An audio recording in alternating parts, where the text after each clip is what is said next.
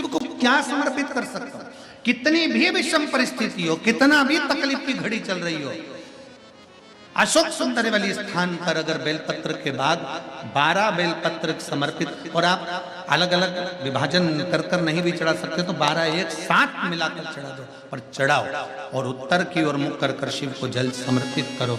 बाबा से कारकोटेश्वर महादेव का नाम लेकर दिल से प्रार्थना करो, मेरा देव अधिदेव महादेव सुनता जरूर है, सुनता क्यों ना सुने, अगर विश्वास रख कर करा है।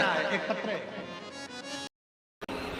खत्म ही नहीं हो रहा, कभी पाँव में दर्द आ गया, कभी कमर में दर्द आ गया, कभी पीठ में दर्द आ गया, कभी सिर में दर्द आ गया, कभी आंखों में तकलीफ हो गई, कभी दमा चलने लगा, सांस चलने लगी, कभी डॉक्टर को दिखाया तो थायराइड हो गया, कभी मालूम पड़ा कि मेरा कोई ब्लड कम हो गया, कोई प्लेटलेट कम हो गई, कोई कुछ हो गया, कोई कुछ हो गया।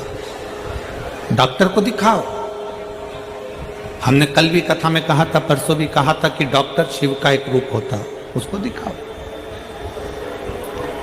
डॉक्टर जो दवाई दे कुंदकेश्वर महादेव के नाम से उसको खाओ। पर कभी अगर मौका लग जाए, तुमको ऐसा लगे कि ये शरीर का रोग तो समाप्त हो ही नहीं रहा, एक ना एक रोग चल ही रहा, ये रोग समाप्त होने का नाम ही नहीं ले रहा,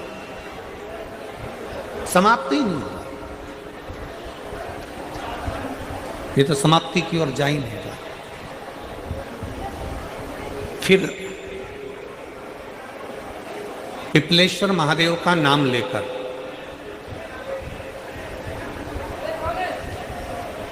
पिपलेश्वर महादेव का नाम लेकर कुछ भी मीठा जो में बना सकते हो, हलवा बना सकते हो हलवा, सीरा बना सकते हो सीरा, खीर बना सकते हो खीर, चूरमा बना सकते हो तो चूरमा, लड्डू बना सकते हो तो लड्डू, जो तुम घर में मीठा बना सकते हो उसका केवल 7 ग्रास का अन्न। कितने ग्रास? जम के बोलो जरा। 7 ग्रास। 7 ग्रास मतलब 7 कोर, 7 ग्रास का अन्न एक पात्र में ले लो, और पिपलेश्वर महादेव का नाम लेकर किसी भी शिवालय में, शंकर के मंदिर में जाकर एक बेलपत्र रखकर उस जो प्रसाद तुम बना कर ले गए हो, जो तुम भोग बना कर ले गए हो, उसका स्पर्श कर कर पिपलेश्वर महादेव का नाम लेकर शंकर को उस भोग को रखकर, बेलपत्र रखकर शिवजी को 7 बार एक ही लोटे का जल, केवल एक लोटे का जल 7 बार उत्तर की ओर मुख कर कर दक्षिण में खड़े होकर शंकर के शिवालय पर 7 बार एक ही लोटे का जल 7 बार थोड़ा थोड़ा कर कर उसको गिरा दीजिए, शिव जी के ऊपर चढ़ा दीजिए 7 बार। बाद में जो प्रसाद पर आपने बेलपत्र रखी है, उसी बेलपत्री को उठाकर शंकर के शिवलिंग पर चढ़ा दीजिए।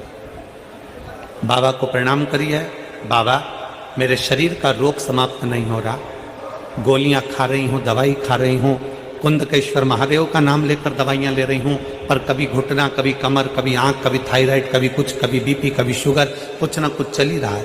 बाबा अब आपको संभालना। किसी भी दिन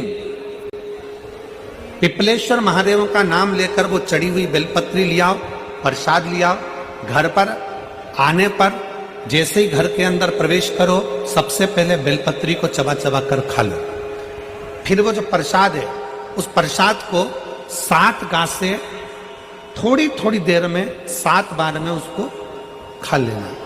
बाबा देवाधिदेव महादेव का नाम लेकर, पिपलेश्वर महादेव देव का नाम लेकर प्रणाम कर कर जल का आचमन, हाथ की हथेली में जल लेकर 7 बार आचमन कर लीजिए और शिव का, पिपलेश्वर महादेव का नाम ले लीजिए। धीरे धीरे 15 दिन लगेंगे और 15 दिन में बीमारियां अपने आप कम होना प्रारंभ हो जाएगी और बाबा आपका हाथ पकड़कर